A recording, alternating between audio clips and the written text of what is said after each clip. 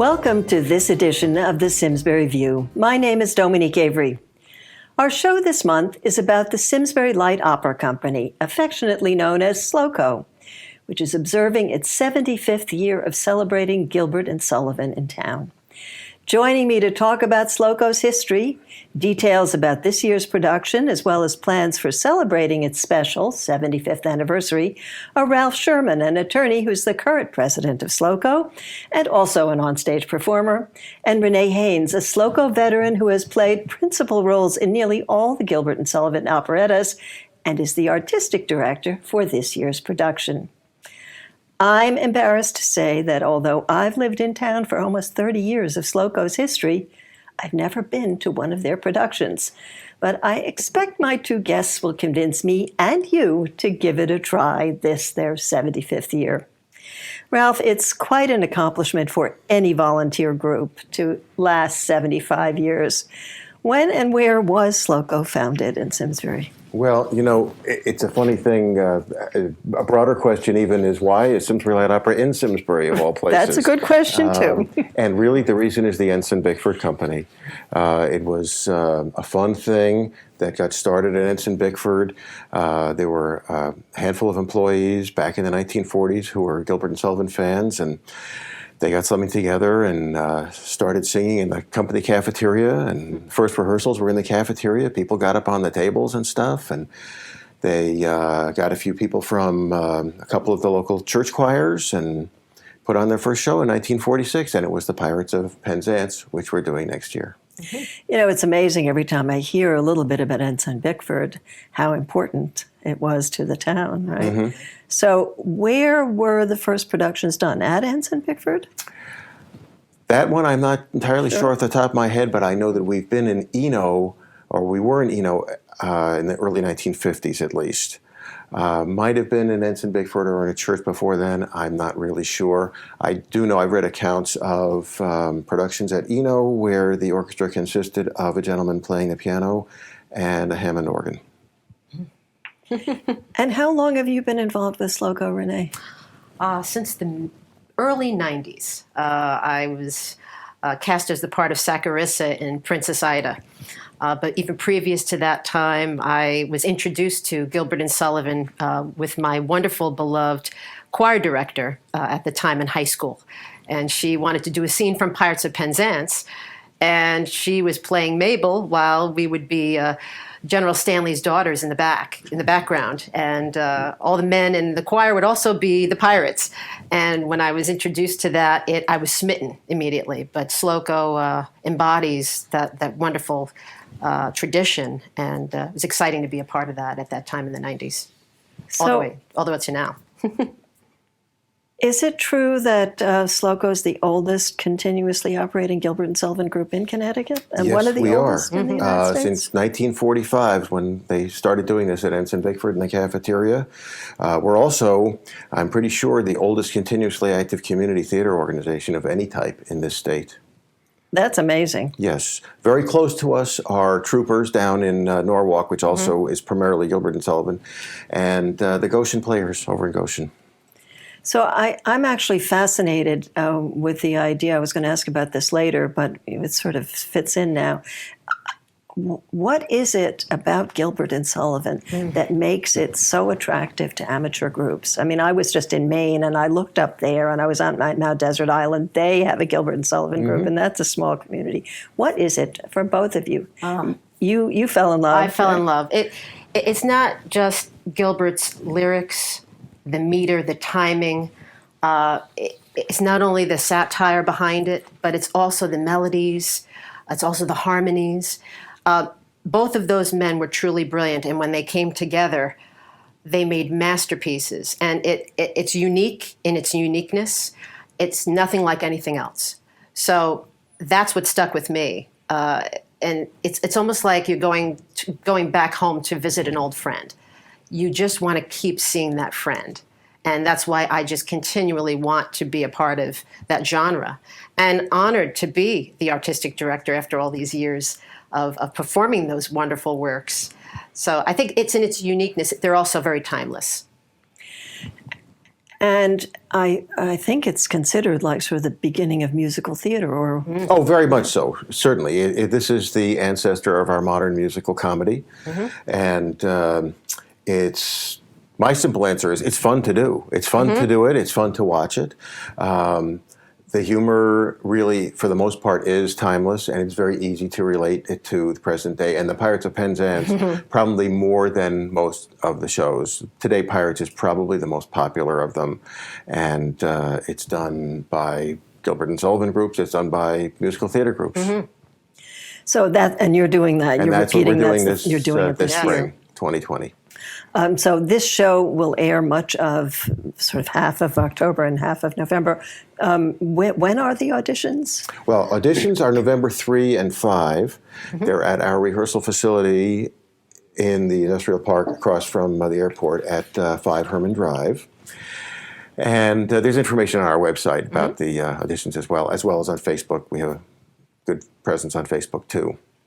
And when people audition, what do you expect them to do? What does an audition consist Sing of? something from Gilbert and Sullivan, and if you're auditioning for a principal role, be sing something from Gilbert and Sullivan.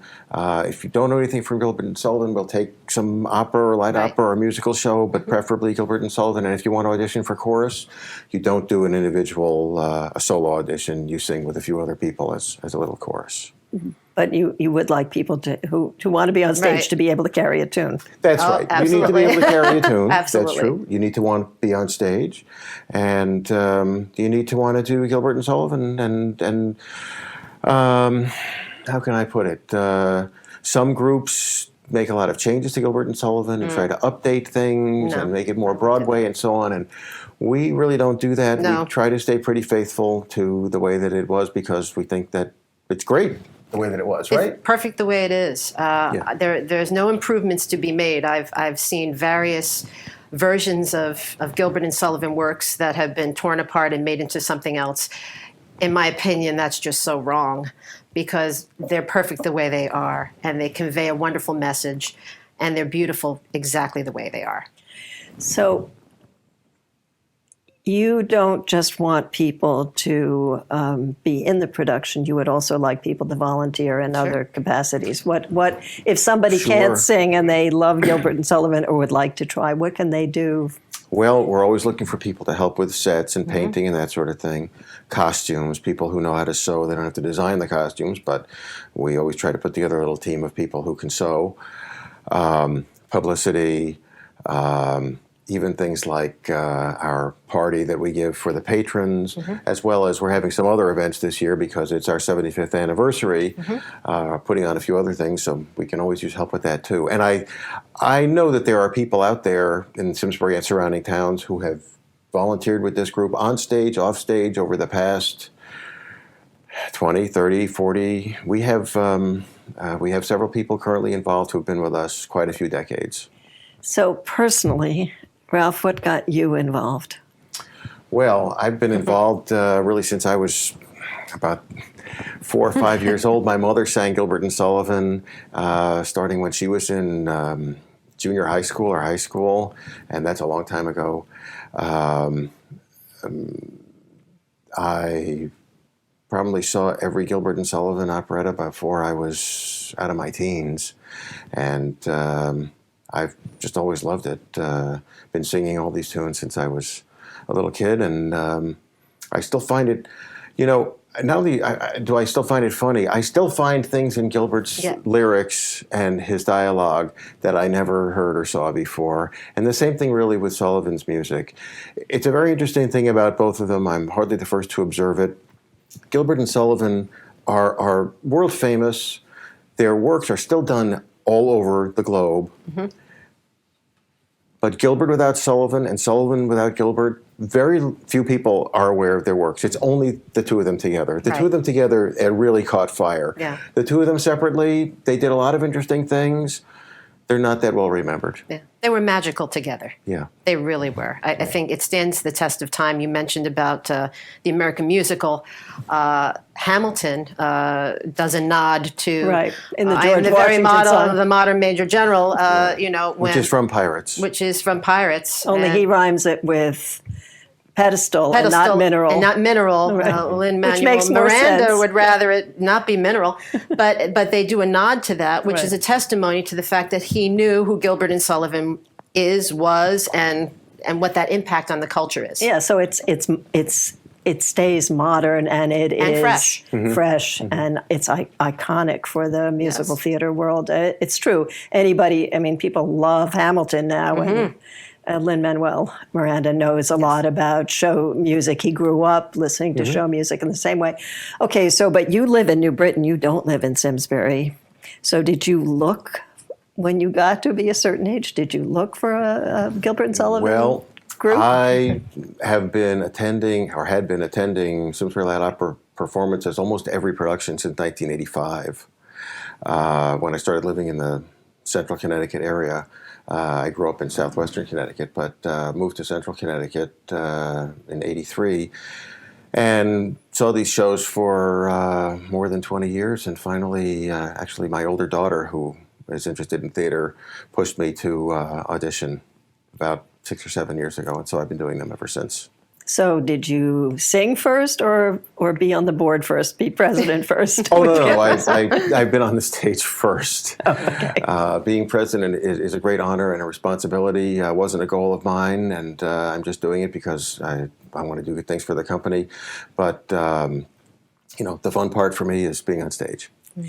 So Renee, Yes. you also do not live in Simsbury. I do you not. also travel a great distance to be here. I do. So what made you come here? Well, I actually, when I was attending Hart School of Music in the late 80s, I had a friend who was starring in one of the operettas at SLOCO. So he sort of introduced me to the company, and which then many years later after I graduated, then I became involved in the early 90s. But for me, I started out also with another theater group in Connecticut in the Middletown area that performs Gilbert and Sullivan works. Through the many years, I just had to come back to SLOCO after a couple of years not being with the company. But he initially, the person that I was going to college with, was the person who introduced me to SLOCO.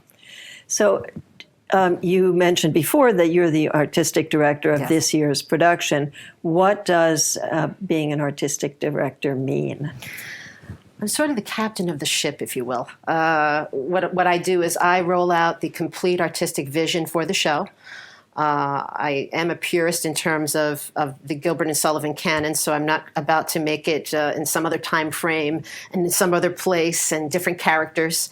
To honor the script for what it really is and truly was intended to be. I also, my main responsibility is not only to bring the artistic vision to life, but also having to do with costumes, scenery, and direction on stage, and I'm responsible for that. But also an extra added bonus is to be the choreographer as well this year. Wow, that's a lot. That's a lot. I did So- choreography last year, but I love it. So you're the artistic director, and is there a director?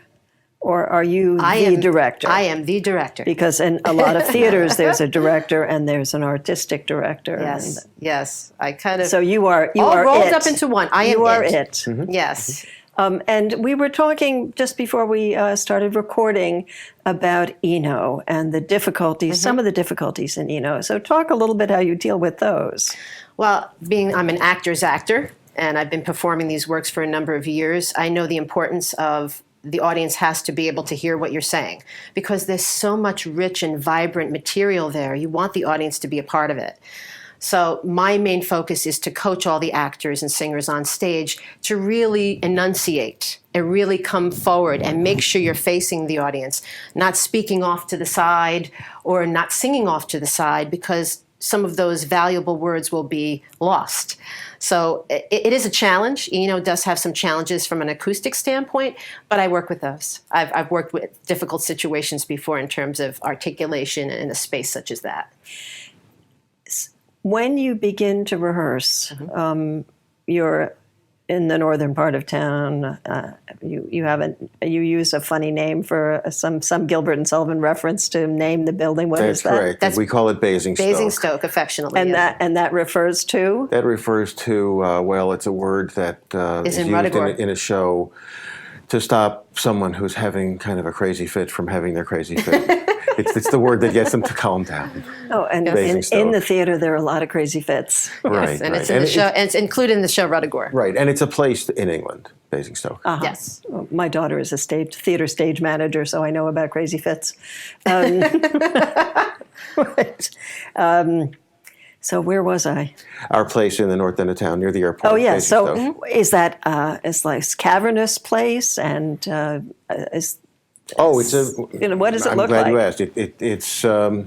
It's a warehouse building that we're very lucky to have today. Our predecessors running this company had a lot of foresight, and in the '80s did a big fundraising campaign and bought the land and So you the building, own it. and we own that building. That's correct. We share it in the sense that we have a tenant.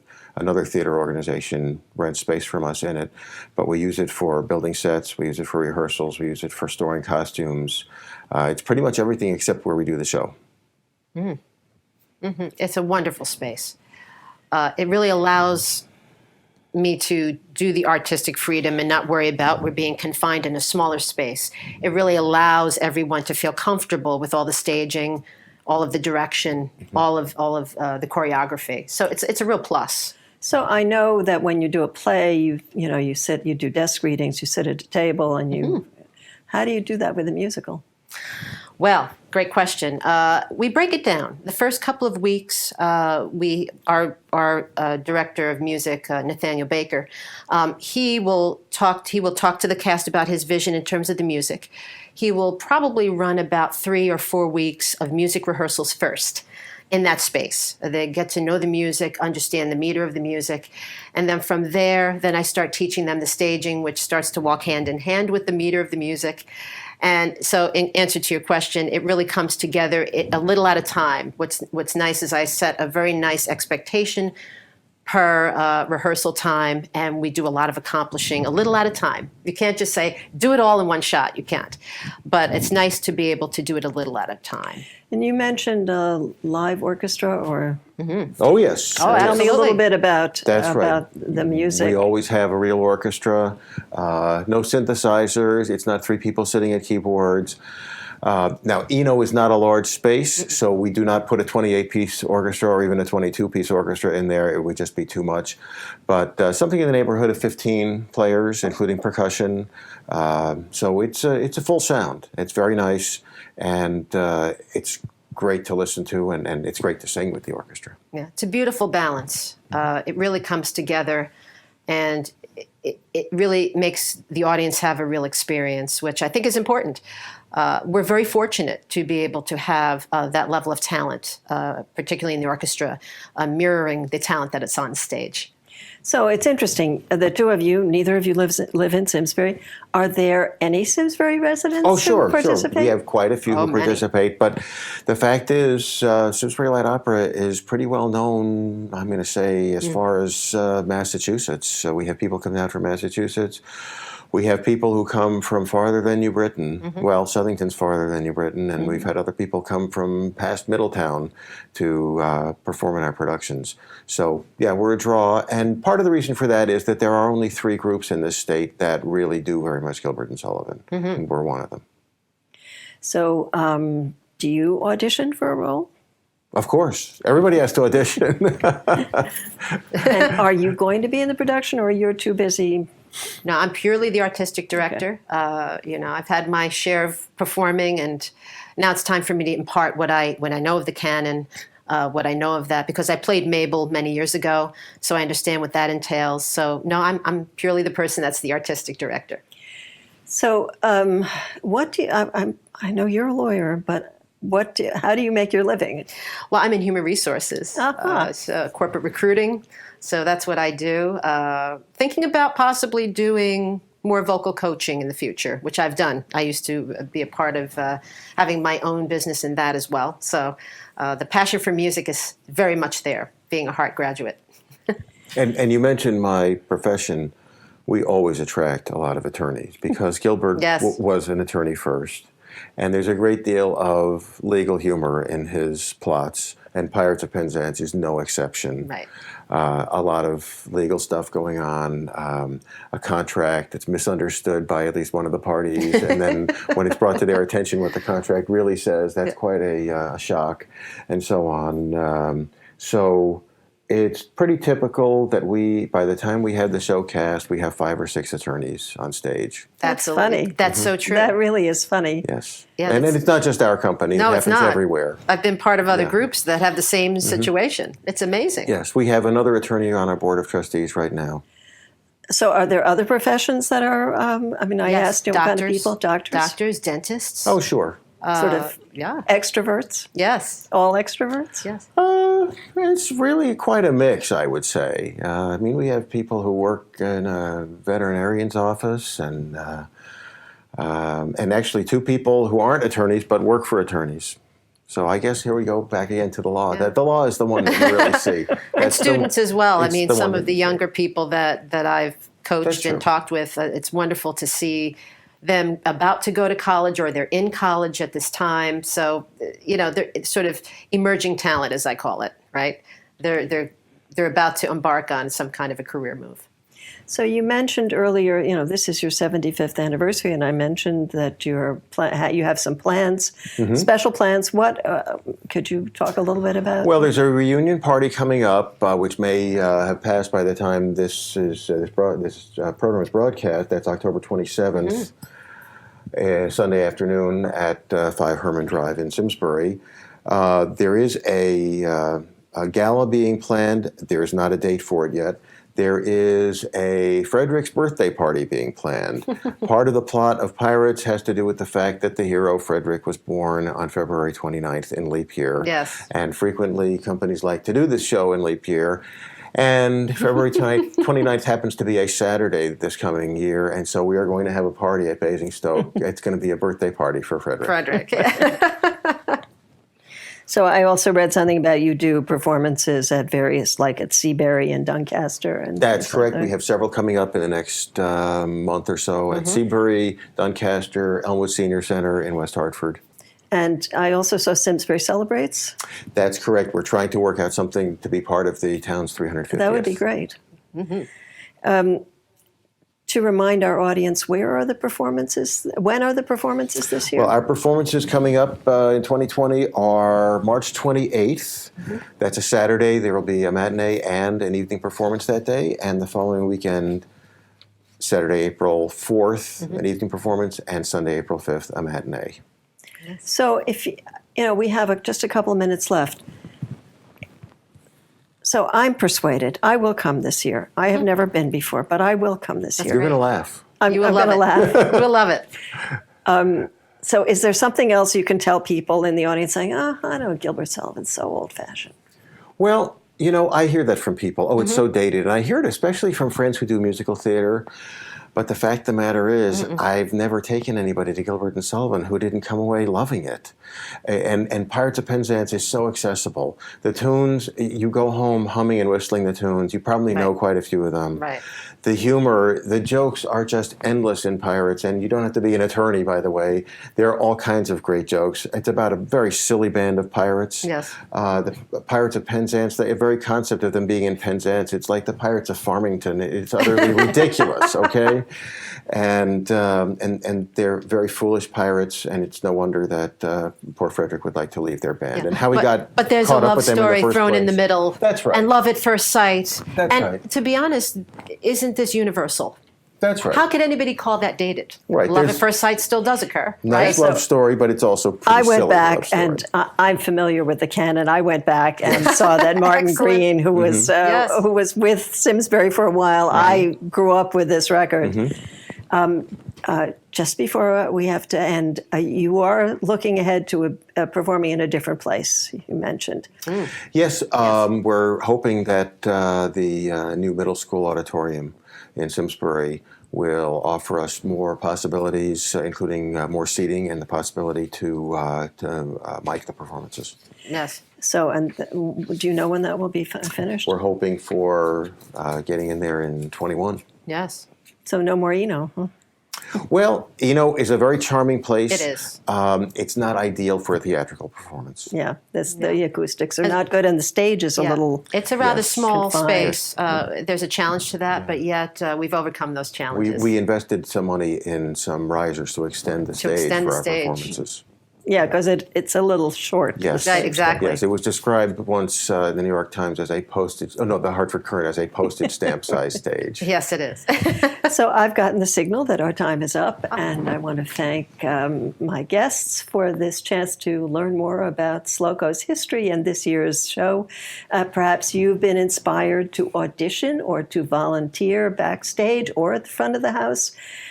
Thanks also to everyone here at SCTV for getting the show on the air, and thank you for joining us. If you missed any portion of this show, you can watch it anytime on our website at simsburytv.org. A reminder, Comcast now broadcasts us on Channel 1084 as well as on Channel 5, and the Frontier Channel has been changed to 6069. I'm Dominique Avery. See you next time for the Simsbury View.